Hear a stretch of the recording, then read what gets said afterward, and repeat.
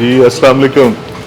जी आसिफ भाई क्या हाल है, खैरियत से आप? अल्हम्दुलिल्लाह अपना कैसे ठीक जी है? अल्लाह का शुक्र। सर आज हमने सोचा है कि हम एलसीएल का एक वर्चुअल टूर करवाएंगे अपने व्यूअर्स को, तो इस सिलसिले में आपके पास हाजिर हुए हैं। आप ज़रा हमें गाइड करें प्लीज़, क्या प्रोसीजर्स हैं जी हमारे? ज़रूर बिल्कुल। सबसे पहले मतलब ये ऐसे है कि जब पेशेंट हमारे पास आता है उसके पास एक प्रेस्क्रिप्शन होती है। प्रेस्क्रिप्शन जो हमारा स्टाफ है रिसेप्शन पे, तो ये उनसे पकड़ते हैं। उसके बाद जो उनके टेस्ट लिखे होते हैं सबसे पहले उनको एंटर करते हैं और उनको बताते हैं कि इसकी प्राइस टोटल क्या है। उसके बाद डील करने के बाद फर्दर अगला प्रोसेस होता है कि जब उसका हम रजिस्टर्ड कर लेते हैं, जो उसकी स्लिप होती है वो हमारे फिलबॉटनिस्ट के पास चली जाती है ताकि उसका ब्लड सैंपल लिया जाए। तो आज हैं आपको वो विजिट करवाते हैं, सैंपल कैसे लेते हैं। सैंपल के लिए ये तरीक़ेकार है कि जैसे ही हमारी रिसेप्शनिस्ट जो है ना वो एंटर करेंगे, पेशेंट को स्लिप आएगी फिलबॉटनिस्ट के पास जिसने सैंपल लेना है ब्लड का, तो वो पहले क्या करेंगे कि ये हमारी वायल्स होती हैं जिसके अंदर हमने ब्लड लेना होता है और ये डिफरेंट कलर्स में है। इसमें होता है कि ब्लड के इसके अंदर अलग अलग एंटीकोगुलेंट्स होते हैं जिसमें हमने प्रोसेस करना होता है ताकि हमारे रिजल्ट में प्रॉब्लम ना आए।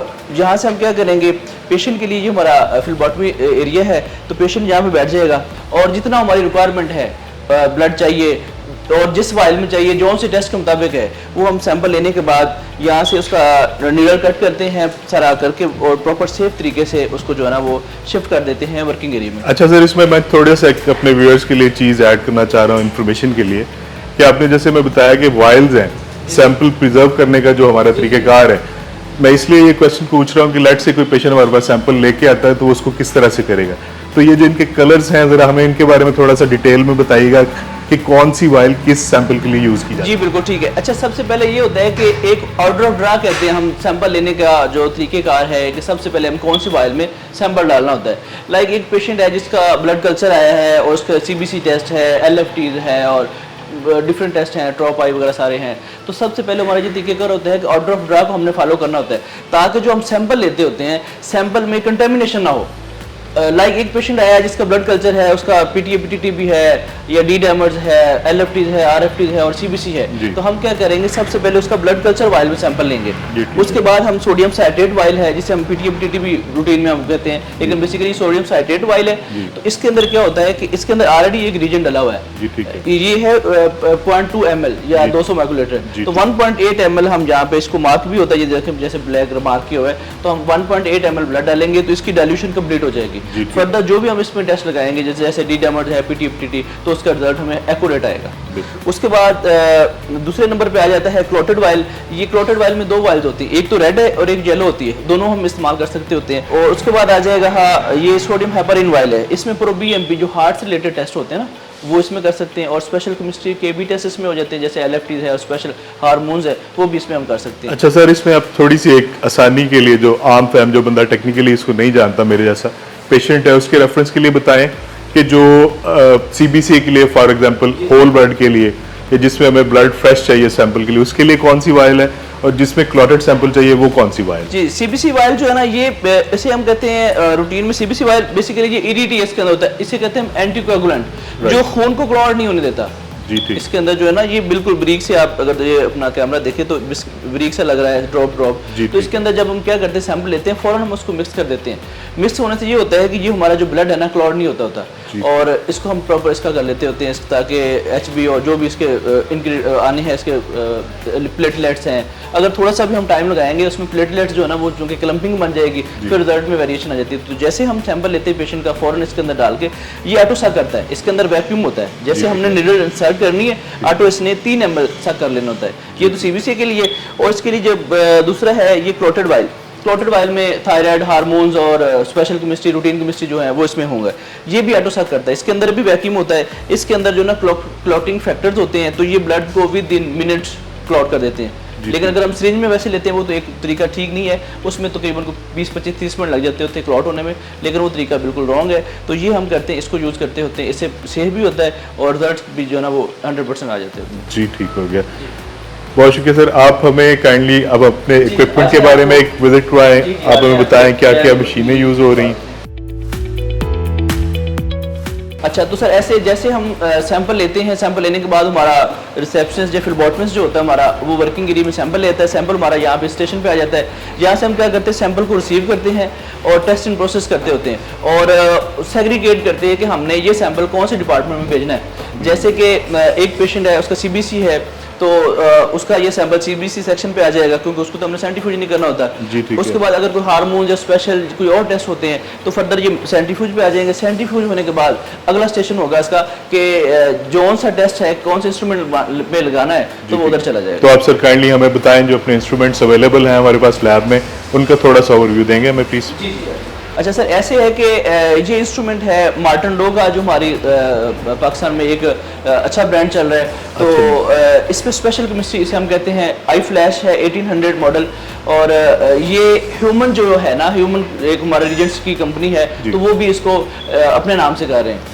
और सर इस पे कौन कौन से टेस्ट परफॉर्म किए जाते हैं? इस पे मतलब हार्मोन्स लेवल्स हैं, जिसमें थायराइड्स आ जाते हैं, FSH, LH, प्रोलैक्टिन, जो हमारे गायनी से रिलेटेड इन्फर्टिलिटी टेस्ट होते हैं वो आ जाती हैं उसके ऊपर। फेरिटीन लेवल जो HB से रिलेटेड होता है, कमी हो जाए तो फेरिट लेवल डाउन हो जाता है। ट्रोप आई टेस्ट जो दिल का टेस्ट होता है हार्ट अटैक से रिलेटेड, तो वो इस पे टेस्ट हम करते हैं। और बाकी मल्टी विटामिन जो है, जैसे विटामिन D है, विटामिन B12 है, तो वो टेस्ट भी हम यानी ये स्पेशल केमिस्ट्री के जितने भी टेस्ट हैं ये सारे लाइफ केयर लैब पे साहिवाल में परफॉर्म हो रहे हैं, यानी आप उसको कहीं से आउटसोर्स नहीं कर रहे, सारे हमारे पास लैब में इधर अवेलेबल सारे लैब पे कर रहे होते हैं। इसके अलावा इसके बैकअप एक और इंस्ट्रूमेंट हमने रखा हुआ है, तो वो ये जरा इधर हमें आना पड़ेगा। तो ये है हमारे पास इसके बैकअप पे जो है ना इंस्ट्रूमेंट, ये जैपनीज टेक्नोलॉजी है। अच्छा सर, ठीक है। और ये AI6 टोशो AIA 602 और ये जैपनीज टेक्नोलॉजी और बड़ी आउट क्लास है, क्योंकि ये थोड़ी सी ओल्ड भी होगी लेकिन इसके रिजल्ट्स आउट क्लास हैं, बड़े जबरदस्त है। क्योंकि होता ये है कि अल्लाह ना करे एक मशीन में प्रॉब्लम आ रहा है, ये टेस्ट में हमें डाउट होता है कि यार ये देखें कि टेस्ट में कोई प्रॉब्लम आ रहा है, देन हम क्या करते हैं उसको रीचेक करते होते हैं।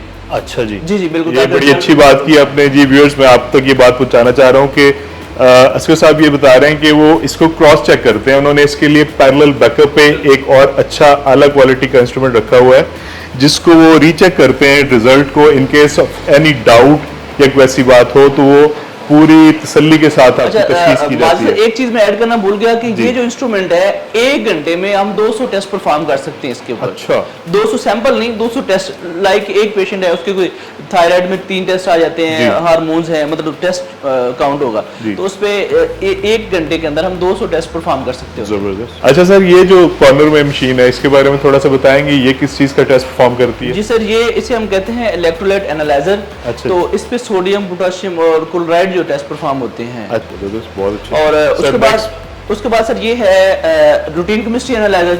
ठीक है जी। और इस पे ये है, ये भी मार्टन डोज का ही है इंस्ट्रूमेंट। और इस पे हम 1 घंटे में सर 300 टेस्ट परफॉर्म कर सकते हैं। अच्छा, इस पे कौन से टेस्ट करते हैं? इस पे LFTs, लिपिड प्रोफाइल, शुगर है, RFTs आ जाएंगे आपके, और इसके बाद अमाइलेज है, लाइपेज है, और जो शुगर से रिलेटेड होता है माइक्रोबियमयूरिया, वो भी हम इस पे परफॉर्म करते हैं। जी बेहतर सर। और इसके बैकअप पे हमने ये छोटा इंस्ट्रूमेंट रखा है, ये माइक्रोलैब 300 है। अच्छा, कुछ टेस्ट ऐसे हो तो हमें रिपीट करने पड़े। देखिए कि कोई भी टेस्ट है ना, जब तक हम सली नहीं करते, रिपीट नहीं करते, हम इश्यूज की रिपोर्ट नहीं कर सकते।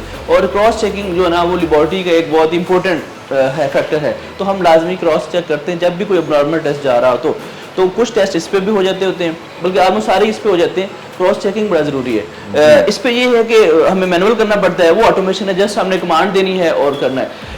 सबसे पहले एक और चीज़ मैं भूल गया बताना कि जब हम इन सारे ये इंस्ट्रूमेंट ऑन करते हैं अर्ली मॉर्निंग, रात को जब हम बंद करते हैं, सुबह ऑन करते हैं, तो हम सारे इंस्ट्रूमेंट्स की कैलिब्रेशंस करते हैं, इनको कंट्रोल्स लगाते हैं। जब हमारे कंट्रोल्स ओके होते हैं, कंट्रोल होता है कि हमारे रीजेंट्स को मशीन को चेक करने के लिए, ताकि हमारी जो इंस्ट्रूमेंट हैं ओके हैं और जो रीजेंट्स हमारा बिल्कुल ठीक है, कहीं रिजल्ट में वेरिएशन तो नहीं आ रही। वो एक नॉन हमारे पास एक रिजल्ट होते हैं, हम वो चेक करते हैं उससे, ताकि हमारे रिजल्ट्स की क्वालिटी जो है वो बेहतर। ये एक इंस्ट्रूमेंट है जेटिन, इसे हम कहते हैं, ये मिया साइंटिफिक कंपनी से है। और इसके अंदर ट्रॉप आई टेस्ट हम यहाँ पे भी इमरजेंसी में लगाते हैं, बेसिकली हम उस पर लगाते होते हैं, लेकिन कोई इमरजेंसी हो तो इस पे भी हम लगा लेते हैं। तो सर उसकी क्या रीजन है, इसका रिजल्ट जल्दी आ जाता है एज कम्पेयर टू?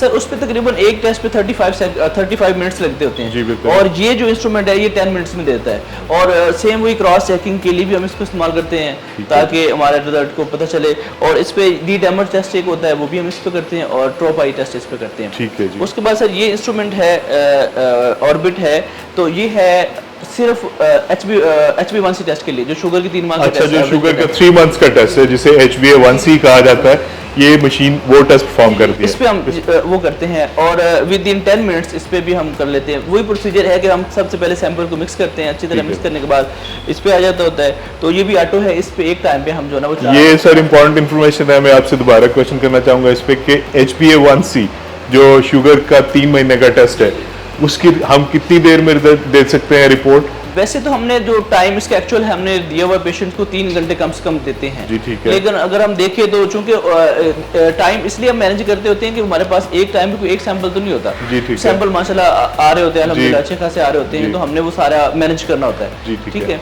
तो जब हमारे पास वर्किंग एरिया में आ जाता होता है विद इन आवर्स जो है ना हम टेस्ट परफॉर्म हो जाता है, तो वैसे जब इस पे हम लगा देते हैं आफ्टर 10 मिनट्स इसका रिजल्ट जो है ना आ जाता है। अच्छा सर, ये इंस्ट्रूमेंट जो है ना ये भी HbA1c के लिए ही है, इसके बैकअप पे। अच्छा सर। तो इस पे भी एट अ टाइम हम 4 टेस्ट लगा सकते हैं, और 10 मिनट्स के अंदर जो है ना एक टेस्ट का रिजल्ट आ जाता होता है। अच्छा, यानी ये पहली मशीन भी HbA1c ही के लिए है और वो भी HbA1c के सर लिए एज इट, जैसे मैंने आपको पहले भी बताया है कि बाज़ वक़्त हमें रिपीट करना पड़ जाता है हमें अपनी कंफर्मेशन के लिए। अच्छा। या बाज़ वक़्त किसी कोई एक कंपनी के टेस्ट हमारे पास स्टार्ट हो जाते हैं, जी, तो इस ठीक चीज़ से बचने के लिए तो हम क्या करते हैं, हर मशीन का हमने बैकअप रखा हुआ है, लाजमी हम बैकअप रखते होते हैं। अच्छा। उसके बाद सर ये इलाइजा है रेटो का, तो इलाइजा कुछ ऐसे टेस्ट हैं जैसे हेपेटाइटिस जब A और E हो जाता है, और जो हम हेपेटाइटिस C वो हो जाता है उसको कंफर्मेशन के लिए, तो इस पे और कुछ जो है ना सीलिक डिजीज से रिलेटेड टेस्ट होते हैं। अच्छा। वो टेस्ट हम परफॉर्म करने के लिए तो ये इलाइजा मशीन जो इंस्ट्रूमेंट ये इस्तेमाल करते होते हैं। ये बड़ी अच्छी बात है सर, ये आपके क्वालिटी को मेंटेन करने के लिए मेरे ख्याल से एक बहुत आइडियल तरीक़ेकार है। उसके बाद सर ये CBC एनालाइजर है, ये भी मार्टन डो का ही है। अच्छा। तो इसे सुई लैब कहते हैं, इसका नाम है। और CBC टेस्ट वैसे तो हम पेशेंट को 1 घंटे का टाइम देते जी, हैं, ठीक लेकिन है। अगर हम देखें तो हम 40 सेकंड्स के अंदर टेस्ट जो है ना इसके अंदर हमारे 18 पैरामीटर्स के ऊपर आ जाते होते हैं। अच्छा सर, रिपीट कीजिएगा, कितनी देर के अंदर ये टेस्ट परफॉर्म हो जाता है दोबारा? 40 सेकंड्स और ही होते 40 हैं हमारे पास। सेकंड्स के अंदर, जबरदस्त। लेकिन मतलब इसमें एक चीज ऐड करता जाऊं कि जो टेस्ट है ना, जैसे हम सैंपल अंदर आया, सबसे पहले हमने उसको मिक्सिंग पे लगाना होता है। अच्छा। ताकि उसके जो ब्लड सेल्स हैं जिसमें आ जाते हैं आपके रेड सेल्स आ जाते हैं, व्हाइट सेल और प्लेटलेट्स, जी। वो अच्छी तरह मिक्स हो जाए। कम से कम 10 मिनट हम मिक्सिंग पे लगाते हैं, देन हम इसको सर्व करवाते हैं, और रिपोर्ट की जो ना उसके बाद विद इन 40 सेकंड इसकी रिपोर्ट बन जाती है। यानी वो रिजल्ट की बेहतरी के लिए आप एटलीस्ट उसको 10 मिनट्स जो है वो सैंपल उसमें रखते हैं प्रोसेस में।